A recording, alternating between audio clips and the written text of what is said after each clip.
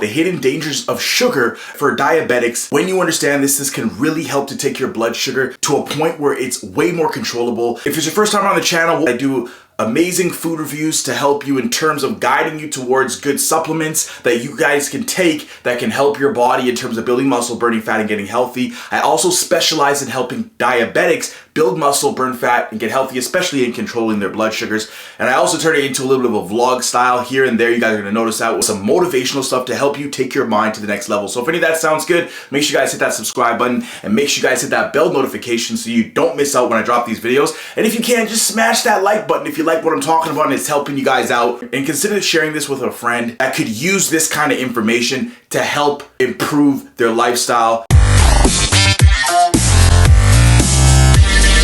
When you consume something like sugar, your body uses what's called glucose. Now, sugar is 50% glucose and it's 50% fructose. All the cells in your body can use glucose, but all the cells in your body cannot use fructose. And so fructose has to be converted into glucose. When you're having something that has sugar in it, you have to take into account that it also is 50% fructose. Now, the thing about glucose is glucose can actually trigger other hormones in your body to act the way they should. So for example, when we go down the line of what glucose will trigger, it triggers things like insulin release. It triggers things like leptin release due to the glucose rise, which also releases insulin in order to shuttle that glucose into your body's cells. If you don't have that trigger system, then your body is not going to be able to trigger or hit those other hormonal signals in your body. You're going to be overridden. What happens with fructose is fructose needs to be metabolized and broken down by the liver. Now, the problem is for a diabetic that's looking to control their blood sugars, you might give yourself an insulin shot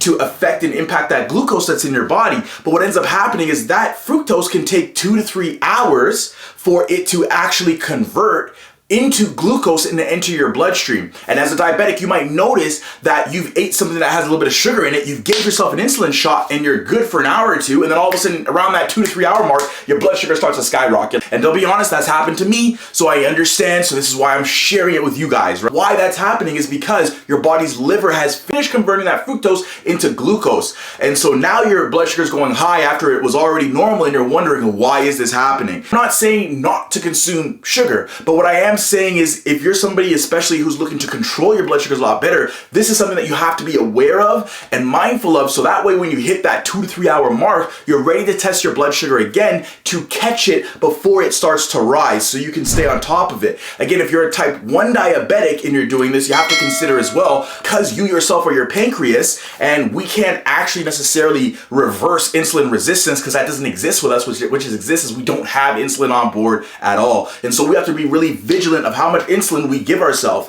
If you have a continuous glucose monitor, this can help to track it, but it will also let you know that when you're having the sugar, that continuous glucose monitor might start to rise after that 2 to 3 hour period, which is your signal to after you've had sugar, which is pretty much your signal to understand that the sugar you just ate is causing your blood sugar to do that, right? And so you can avoid all these traps by being more vigilant to that blood sugar level when it starts to rise. Maybe if you have a continuous glucose monitor that can do that for you, but again, you don't want to overload your body's liver as well. Let's say, for example, you drink alcohol, but now you're overloading your system with sugar, with alcohol, with all of these things, and that's how things can happen. And your body itself is going to take that fructose as well, especially if a lot of your cells already have glucose on board, because your body cells can only store a certain amount of glucose before everything else gets converted into fat. Where your body's now is converting a lot of that fructose into fat around your liver, because that's where a lot of issues and problems can start to happen. So we want to try to keep that as detoxified as possible, and just be mindful of how much sugar or how much fructose you are taking in to really help to stabilize your blood sugars.